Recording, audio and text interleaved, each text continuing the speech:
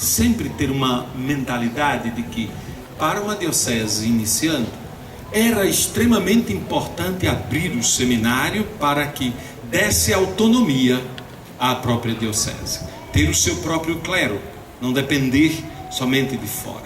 Mas, e aí eu queria inicialmente destacar, todos nós sabemos que ele veio acompanhado de 4 seminaristas. Um deles, parte de vocês chegou a conhecer, Monsenhor Huberto. Dos seminaristas ele foi reitor, bispo, reitor lá, reitor aqui, professor, porque ele se tornou professor de filosofia dos seminaristas, porque eles já vieram com o primário concluído, né? E aí ele começa a dar também aulas. Veja, como é que você junta visita pastoral, que lá no mês seguinte da posse já começou a fazer na diocese, percorrer a diocese, dar aula de filosofia a 4 seminaristas, a construir o prédio do seminário.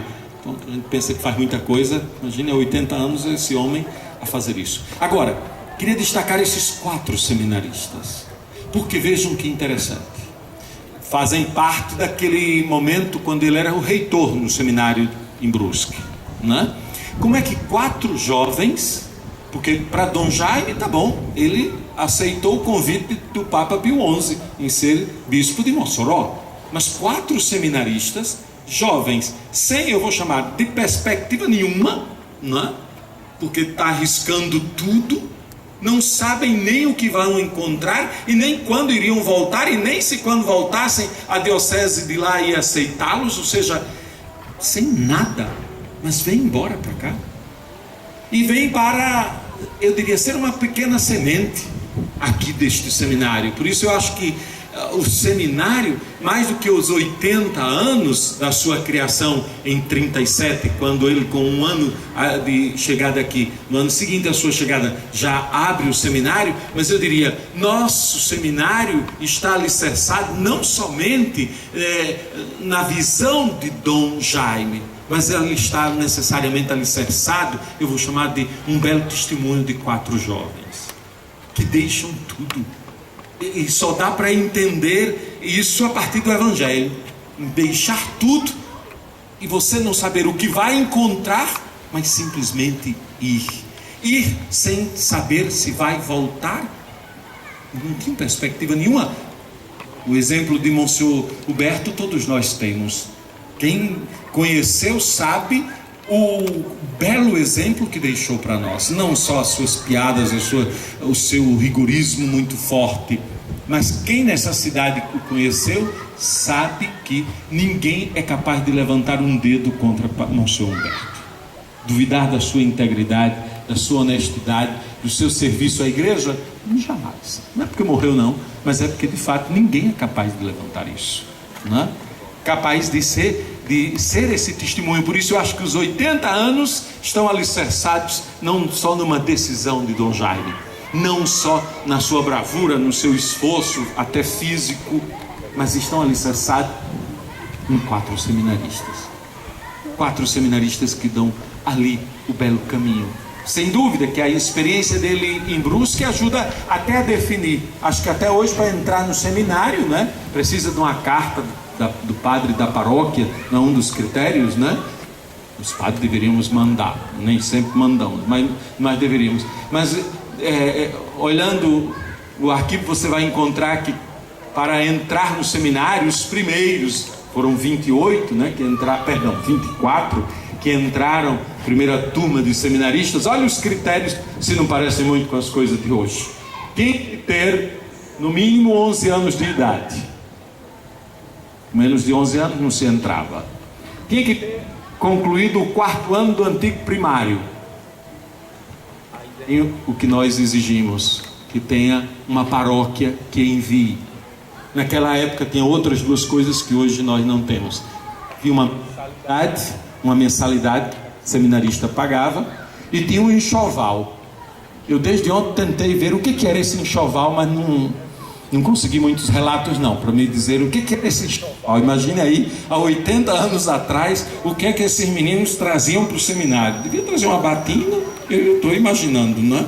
Não sei, não encontrei, mas sei que tem lá um relato de que o seminário mandava, o reitor, Dom Jaime, mandava, né, às famílias uma lista de coisas mínimas que eles deveriam trazer. Agora, ali começa esse belo caminho, alicerçado num bispo empreendedor, corajoso, né, que arrojado para o seu tempo, inicia um caminho com 4 seminaristas de outra região do Brasil, mas é um momento bonito. Se é um momento difícil por não ter nada, é também um momento bonito onde a igreja aparece muito viva pelos relatos. Vejam que interessante.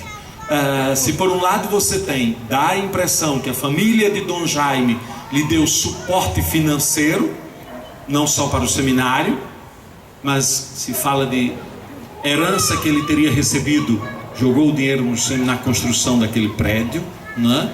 Outros bens que foi recebendo, sempre destinou à igreja. Mas além desse empenho dos bens da família, você vai encontrar a Associação de Santa Teresinha se movimentando, os comerciantes da cidade, já naquela época se batia a porta deles, viu? Então o negócio já vem de longe, nessa história de pedir dinheiro, né?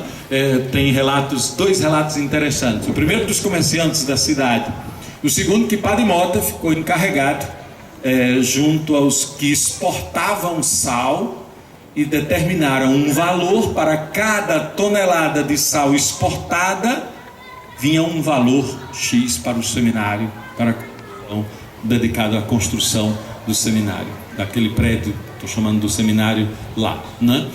Vejam, de certa forma, uma grande articulação na cidade, uma grande articulação.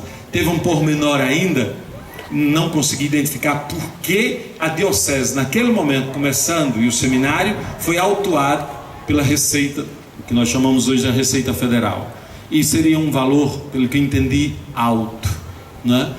E nas entrelinhas, alguém chegou a sugerir ao bispo que falasse com as autoridades, entre aspas. Sabe qual foi a decisão de Dom Jaime? Não se fala com ninguém, vamos pagar. Aí alguém vai dizer a ele, mas isso vai fazer falta ao seminário. Quase pararam 2 meses porque não tinha dinheiro, tinha que pagar essa cobrança. Não é, Maria da Conceição, você é contadora, sabe que o negócio já vem de longe, não é? O sacrifício para pagar esses impostos vem de longe, não é? Mas houve essa autuação e houve uma decisão ali clara de Dom Jaime, não é? E foi interessante, agora me foge o nome da congregação, que tomava de conta da Casa da Caridade. As irmãs fizeram uma movimentação e quase conseguiram 80% do que estava sendo a diocese cobrado e deram de presente ao bispo, o que deveria ser um dinheiro para o trabalho social delas, mas virou aperto do bispo e socorreram com 80% pelos meus cálculos ali, daquilo ali. Vejam.